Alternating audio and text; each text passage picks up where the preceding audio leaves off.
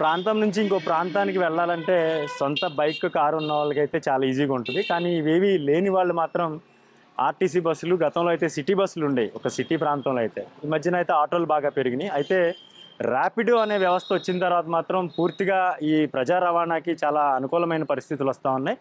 ఎక్కువగా మనం మగవారినే ఈ ర్యాపిడో క్యాప్టెన్స్గా చూస్తూ ఉంటాం. కానీ కాకినాడలో ఓ యువతి వినూత్నంగా తను ర్యాపిడో క్యాప్టెన్గా పనిచేస్తుంది. ప్రస్తుతం నాగరత్నం మనతో ఉంది, ఆమెతో మాట్లాడదాం. అమ్మ, ఏంటి ఈ ర్యాపిడోని ఎంచుకోవడానికి కారణం ఏంటి? మీరు చాలా టఫ్ జాబ్గా అనుకుంటూ ఉంటారు, ఎందుకంటే బైక్ ట్రాఫిక్లో నడపడం కావచ్చు, లేకపోతే రకరకాల వ్యక్తులు ఎక్కుతూ ఉంటారు బండి మీద. ఎట్లా ఎక్స్పీరియన్స్ అవుతుంది? మెయిన్ ఏంటి మీరు ఎంచుకోవడానికి కారణం ఏంటి చెప్పండి? మామూలుగా రీజన్ అయితే ఏం లేదండి, ఇది మన చేతిలో పని కాబట్టి ఒప్పుకున్నాను, దీంట్లో నేను ఆన్ అయ్యాను. మనకి ఇబ్బంది ఏం లేదు ఇందులో. అంటే రకరకాల మనుషులు అంటే చాలా మంది ఉన్నారు, అంత అసభ్యంగా అయితే ఎవరో బిహేవ్ చేయట్లేదు, అందరూ నార్మల్ గానే ఉంటున్నారు. ఎక్కువ స్టూడెంట్స్ ఎక్కుతున్నారు, కాలేజీ టైంలో అయితే, స్కూల్ టైంలో వాళ్ళు ఎక్కుతారు. 5:30 అయితే మామూలుగా మార్నింగ్ అయితే మనకి ఊరి నుంచి వచ్చే వాళ్ళు, ట్రైన్ దిగే వాళ్ళు ఎక్కుతున్నారు. మళ్ళీ 7:30, 8:30, 9 వరకు అయితే కాలేజీ స్టూడెంట్స్ ఎక్కువ ఎక్కుతారు మనకి. అప్పుడు ప్రాబ్లం ఏమి అనిపించదండి. ఒకవేళ మేబీ నైట్ టైం చేస్తే 11 వరకు చేస్తే అప్పుడు ప్రాబ్లం అనిపిస్తుంది మనకి. అనేది బాగుంది పార్ట్ టైం కాబట్టి.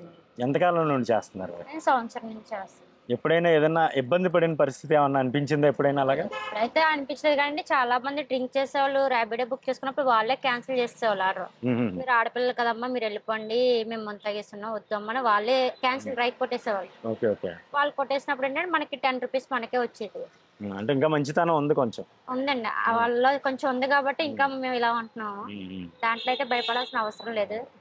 ఎక్కువగా ఎవరు ట్రావెల్ చేస్తూ ఉంటారమ్మా నీ బైక్ మీద? అబ్బాయిలు ఎక్కువ వస్తారండి. అమ్మాయిలు అయితే ఈవినింగ్ పూట 4 నుంచి వాళ్ళు కాలేజీ అయినాక మన బోట్ క్లబ్ దగ్గర నుంచి చాలా మంది ఎక్కుతారు అమ్మాయిలు. ఎట్లా వస్తుంది ఇన్కమ్? ఎట్లా ఉంటుంది? ప్రతి నెల డైలీ వస్తుంది మనకి. మనం చేసుకుంటే 1000 వరకు వస్తుంది. మార్నింగ్ 4 నుంచి స్టార్ట్ అవుతాం కాబట్టి 9 వరకు ఒక 300, 500 వస్తుంది.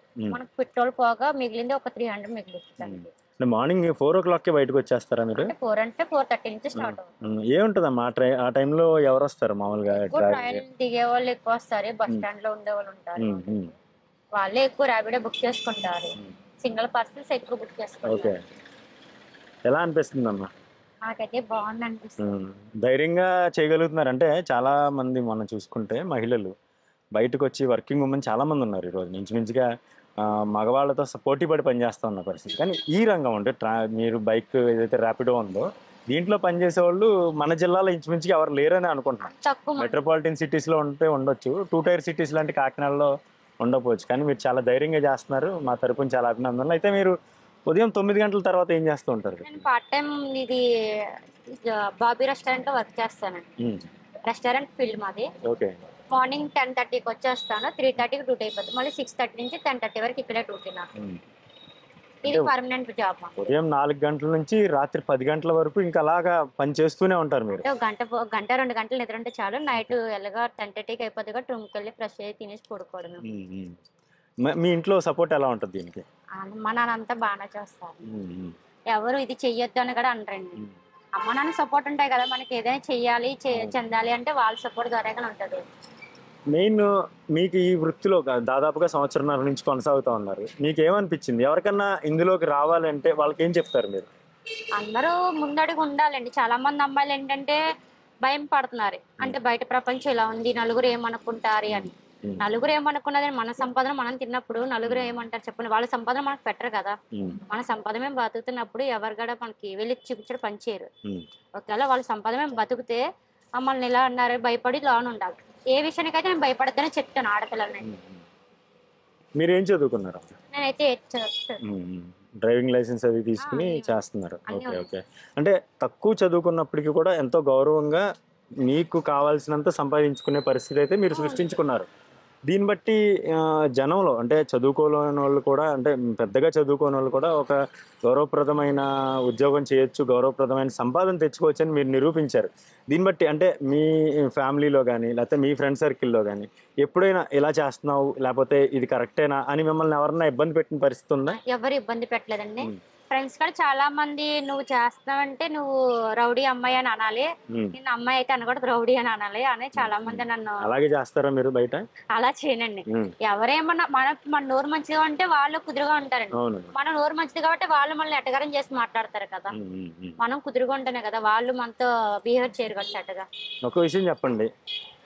చదువుతో నిమిత్తం లేకుండా ఈరోజు మీరు ఈ వృత్తిని ఎంచుకున్నారు. ఏం చెప్తారు? ఒకవేళ ఎవరన్నా ఈ వృత్తి వైపు రావాలి, ఇటువైపు అంటే ఈ బైక్ టాక్సీ గానీ, లేకపోతే రెస్టారెంట్‌లో పనిచేయడం గానీ, ఇటువంటి వారికి మీరు ఎటువంటి సందేశం ఇచ్చే ఆలోచన ఉంది చెప్పండి?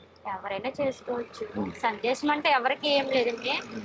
ఎవరికి నచ్చింది వాళ్ళు చేయడంలో తప్పు లేదు. హ్మ్. అంటే చాలా మంది పెళ్ళిళ్ళైపోయి మనం అది చేయకూడదు, ఇది చేయకూడదు చాలా మంది బాధపడుతున్నారు. హ్మ్. ఇన్‌కేస్ ఇప్పుడు నా తోటి వాళ్ళు కూడా చాలా మంది రెస్టారెంట్‌లో ఉన్నారు. వాళ్ళ హస్బెండ్ కూడా తనని జాబ్‌కెళ్ళి వర్క్ తను కూడా అంత పెద్దగా చదువుకోలేదు. హ్మ్. ఇంటర్ సెకండ్ ఇయర్ చదివింది. ఇప్పుడు నాతో పాటుగా వర్క్ చేస్తున్న అమ్మాయి కుమారి అనే అమ్మాయి. హ్మ్.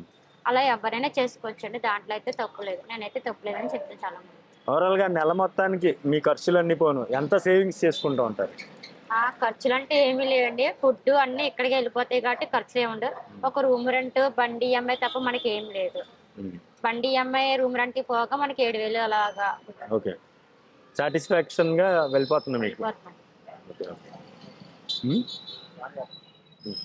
అయితే చూడొచ్చు నాగరత్నం ఎంతో ధైర్యంగా ర్యాపిడో కెప్టెన్‌గా కాకినాడలో పనిచేస్తుంది. ఆమె ఉదయం 4 గంటలకే లేవడంతో పాటు ఉదయం పూట వచ్చే ట్రైన్స్ కావచ్చు, లేదా బస్సు ప్యాసింజర్స్ ఎవరైతే వస్తుంటారో వీళ్ళందరినీ కూడా తమ గమ్యస్థానాలకు చేర్చడంలో తన ఆదాయం పొందుతా ఉంది. ఉదయం 4 గంటల నుంచి మధ్యాహ్నం ఉదయం 9 గంటల వరకు కూడా సుమారు 4, 5 గంటల పాటు తన ఇదే బైక్ టాక్సీ నడుపుతూ ఉంటుంది. తర్వాత 10 గంటల తర్వాత ఇక్కడ రెస్టారెంట్‌లో పనిచేస్తుంది. అంటే చదువు ఉన్నప్పటికీ, లేనప్పటికీ, తక్కువగా చదువుకున్నప్పటికీ ఎటువంటి అన్యూనతా భావం లేకుండా తమకు నచ్చిన విధంగా బతుకుతూ డబ్బులు సంపాదించుకునే మార్గాలనైతే నాగరత్నంలాగా ఎంతోమంది ఎంచుకుంటున్నారు. ఎంతోమందికి నాగరత్నం కూడా స్ఫూర్తిగా ఉంది. తనని బట్టి కూడా ఎంతోమంది మహిళలు ఇబ్బందులు పడుతూ ఆర్థికంగా ఇబ్బందులు పడుతున్న పరిస్థితులను చూసుకునే నాగరత్నం వంటి యువతులను చూసైనా సరే ఇటువంటి పరిస్థితులను అధిగమించడానికి ఏ వృత్తినైనా ఎంచుకోవచ్చనే ఒక స్ఫూర్తిదాయకంగా అయితే నాగరత్నం నిలుస్తా ఉంది. కాకినాడ నుంచి నేను శ్రీధర్, ఐ డ్రీమ్ న్యూస్.